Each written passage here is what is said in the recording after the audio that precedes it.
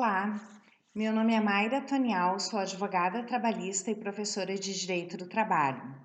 E estou aqui hoje a convite da Escola de Extensão para falar um pouquinho sobre o mundo do trabalho, em especial as medidas de enfrentamento após a pandemia do Covid-19. De início, necessário que se alerte que a pandemia mencionada por determinações sanitárias trouxe isolamento social, como medida para conter os efeitos da contaminação. Assim, é certo que a pandemia trouxe a paralisação de diversas atividades econômicas.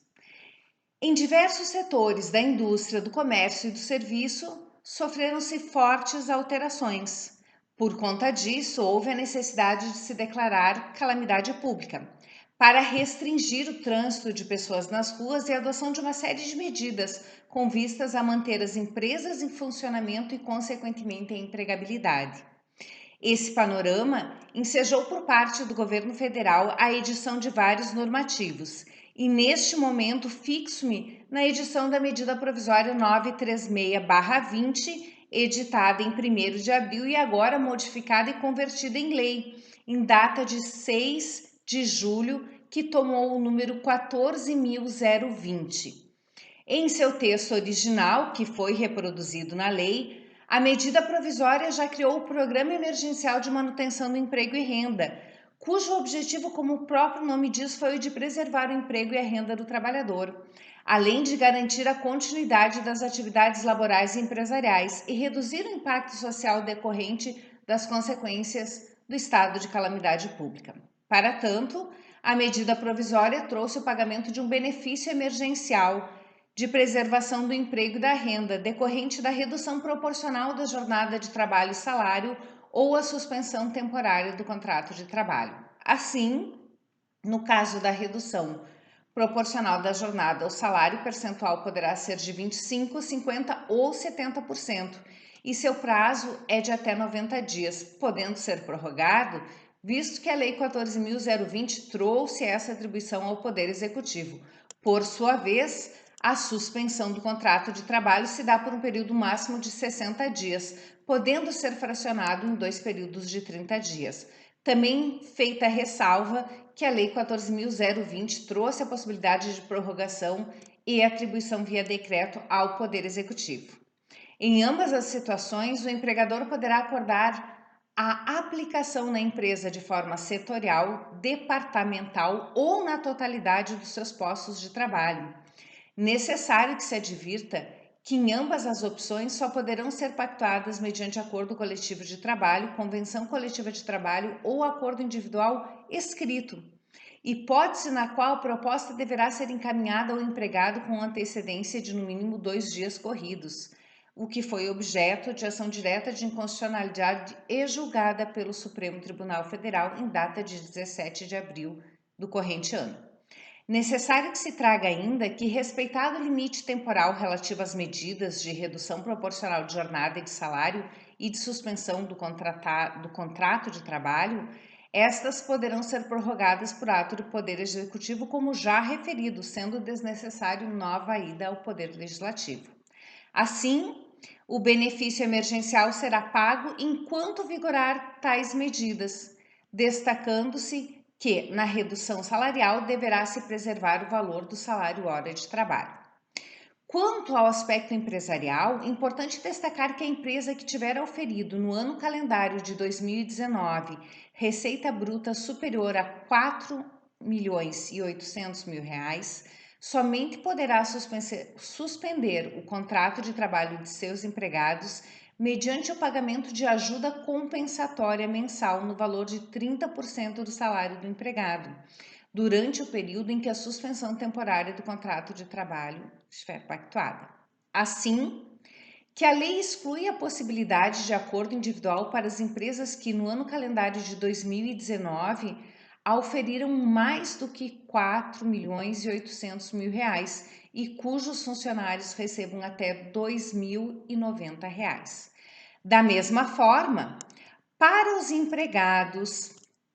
com salário igual ou inferior a R$ 3.135, Na hipótese de o empregador ter auferido no ano calendário de 2019 receita bruta igual ou superior a 4.800.000 reais. Importante também frisar que, em relação à dispensa do trabalhador por conta dos efeitos da pandemia, o texto legal abre a possibilidade de empregador e empregado optarem em comum acordo pelo cancelamento de aviso prévio em curso. Neste caso, as partes também poderão, na forma da lei, adotar as medidas do Programa Emergencial de Manutenção do Emprego e da Renda. Neste contexto, porém, inclui-se que durante o estado de calamidade pública fica vedada a dispensa do empregado portador de deficiência física. A lei reconhece a garantia provisória no posto de trabalho a quem receber o benefício emergencial de preservação do emprego e da renda em decorrência da redução da jornada e do salário e da suspensão temporária do contrato de trabalho durante o período acordado e após o restabelecimento do status quo ante pelo período equivalente ao acordado para redução ou suspensão. As alterações também legais incluíram a mulher gestante que volta a receber o salário original se o parto ocorrer durante a redução da jornada e do salário ou a suspensão do contrato de trabalho, como também a garantia do seu emprego enquanto viger o estado de calamidade pública e a partir do término da garantia estabelecida no artigo 10, segundo a linha B da DCT. A empregada gestante, inclusive a doméstica, poderá participar do Programa Emergencial de Manutenção do Emprego e Renda, observadas as condições estabelecidas nessa lei, ou seja, ocorrido o evento caracterizador do benefício do salário maternidade, o empregador deverá efetuar a imediata comunicação ao Ministério da Economia, nos termos do que trata o parágrafo 4º do artigo 5º da referida lei. O salário maternidade será pago à empregada nos termos do artigo 72 da Lei 8213 e à empregada doméstica nos termos do artigo 1º do artigo 73 da referida lei. Serão considerados como remuneração integral o último salário de contribuição, os valores que elas teriam direito sem aplicação das medidas previstas ou da redução proporcional de jornada e de salário ou suspensão do contrato de trabalho. Outra novidade também trazida pela referida lei é a inclusão dos empregados que se encontram em benefício da aposentadoria. Neste caso, a implementação das medidas de redução proporcional de jornada e de salário ou a suspensão temporária dos contratos de trabalho só serão admitidas por acordo individual escrito quando, além das hipóteses de autorização do acordo individual de trabalho previstas no artigo 12, parágrafo 1º, o empregador pagar ajuda compensatória mensal. Esta deverá ser equivalente ao benefício que o empregado receberia em condições normais, sem qualquer vedação de recebimento, cuja base de cálculo será do seguro-desemprego. Por sua vez, caso a empresa tenha faturado mais do que 4,8 milhões, a ajuda de custo será no mínimo equivalente a 30%. Ela ficará a cargo do empregador, somada ao valor equivalente ao seguro-desemprego que seria devido se não fosse a vedação. Importante ressaltar que a ajuda compensatória mensal deverá ter o valor definido em negociação coletiva ou no acordo individual escrito pactuado. Ela terá natureza indenizatória e não integrará a base de cálculo do imposto sobre a renda retido na fonte ou declaração de ajuste anual do imposto de renda física do empregado. Também não integrará a base de cálculo de contribuição previdenciária e dos demais tributos incidentes sobre a folha de pagamento. A referida lei também, como novidade, sepultou e trouxe um fim à discussão sobre o factum principis, hipótese do artigo 486 da CLT, proibindo as empresas de cobrarem do poder público eventuais danos decorrentes de dispensas e paralisação das atividades por conta da pandemia.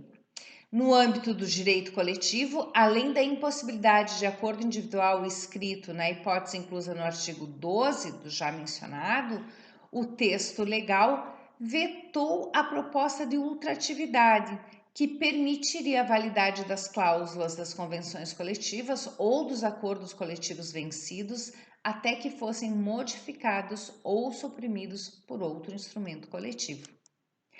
Além disso,